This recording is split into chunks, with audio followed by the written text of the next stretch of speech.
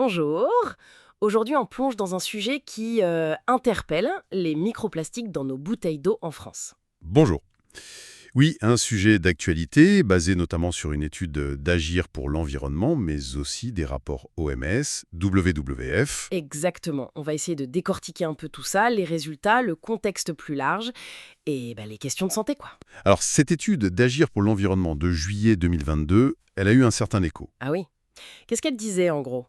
Sur 9 des eaux en bouteille les plus vendues chez nous, 7 contenaient des microplastiques. 7 sur 9, quand même. Oui, avec des variations, hein. Ça allait de 1 particule par litre pour Evian ou Badois, par exemple, D'accord, ça paraît peu. mais ça montait jusqu'à 8 particules pour cristalline. Et le cas le plus, disons, marquant, Le Vitel pour enfants. exactement, Vitel Kids. Là, c'était 121 particules par litre, principalement du polypropylène, le PP. Ah oui, 121. Et ce PP, ça viendrait d'où? Du bouchon, j'imagine? Probablement oui. Mais ils ont aussi trouvé du PET, donc le plastique de la bouteille elle-même, du PE, polyéthylène, Hmm. et même un peu de polyuréthane, PU. Hmm. Donc ça suggère que ça vient de l'emballage, du bouchon, de la bouteille, peut-être même de l'embouteillage. C'est l'emballage lui-même qui relâche en quelque sorte? C'est l'hypothèse, oui.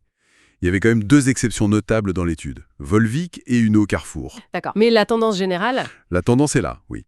Et pour donner une image, le WWF et Agir estiment qu'on pourrait avaler l'équivalent d'une carte de crédit en plastique chaque semaine. Ouf, ça parle. Oui, toutes sortes confondues bien sûr, pas que l'eau en bouteille. Bien sûr, mais bon, il faut aussi parler des limites de cette étude, non? L'association elle-même le reconnaît. Tout à fait. C'est pas une étude scientifique exhaustive, les conditions de labo sont idéales, ça sous-estime peut-être ce qui se passe en vrai. Avec le soleil, la chaleur, si on réutilise la bouteille. Voilà. Et puis, il détectait les particules au-dessus de 10 micromètres. Les plus petites, les nanoplastiques, on ne les voit pas avec cette méthode. D'accord. L'industrie avait d'ailleurs un peu critiqué parlant de démarche anxiogène Oui, mais l'objectif affiché par Agir, c'était surtout de sensibiliser le public. et replacer ça dans un contexte plus large, j'imagine, parce que ce n'est pas que l'eau en bouteille française. Ah non, loin de là. En fait, des microplastiques, on en trouve absolument partout maintenant. Dans l'air qu'on respire, dans nos aliments. L'eau du robinet aussi parfois. Oui, dans l'eau du robinet, les océans, bien sûr. Et même dans notre corps. On en a retrouvé dans le sang, dans le placenta. C'est fou. Une étude américaine de 2018 avait déjà montré que 93% des bouteilles testées dans le monde étaient contaminées. L'OMS, en 2019, a confirmé cette présence généralisée dans l'eau, tout en appelant à plus de recherches sur les risques. Et ça vient d'où, toute cette pollution? Le recyclage qui patine? En partie, oui. On recycle très peu de plastique en réalité, autour de 9% seulement au niveau mondial. Et ça met un temps fou à se dégrader.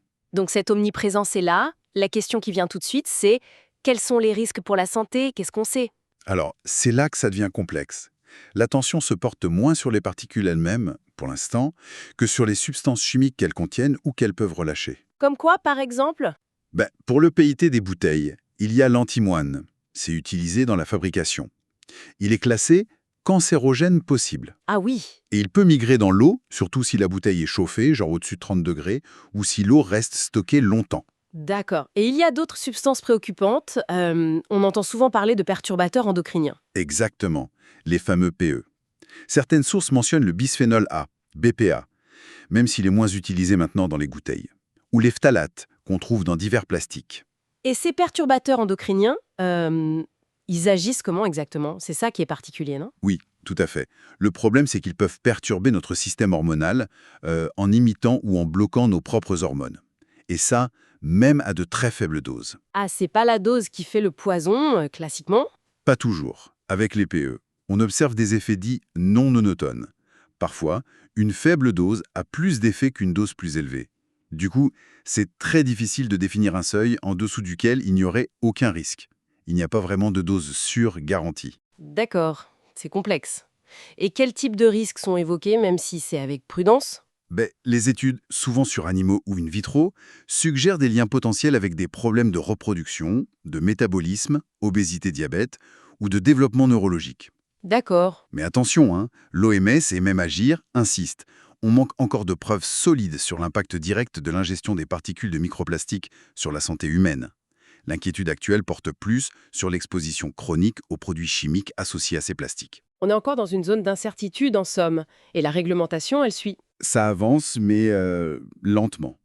Une norme européenne pour pouvoir mesurer de façon harmonisée ces microplastiques est attendue peut-être pour 2024, mais ce n'est pas encore là. Et en France, on a des lois sur la réduction du plastique à usage unique. Oui, avec des objectifs pour 2030, 2040, les fontaines à eau, mais rien de spécifique aujourd'hui sur la teneur en microplastiques dans les bouteilles qu'on achète. D'accord. Alors en attendant, qu'est-ce qu'on peut faire concrètement? Quelles sont les pistes? Les sources suggèrent plusieurs choses assez logiques finalement.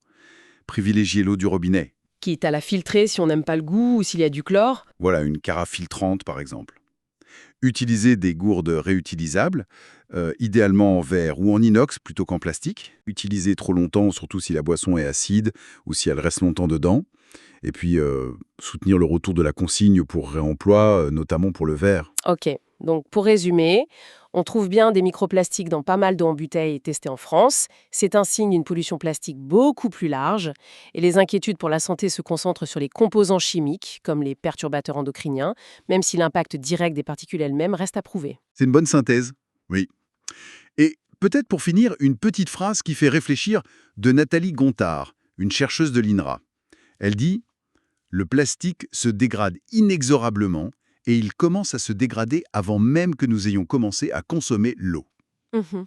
Quand on pense à des histoires comme celle du Distilbène, ce médicament qui a eu des effets sur plusieurs générations, et sachant que ces perturbateurs endocriniens peuvent agir pendant des périodes très sensibles, comme la grossesse, on peut se demander quel sera l'héritage à long terme de cette dépendance au plastique pour quelque chose d'aussi vital que l'eau. Une question essentielle en effet. Merci pour cet éclairage. Merci à vous.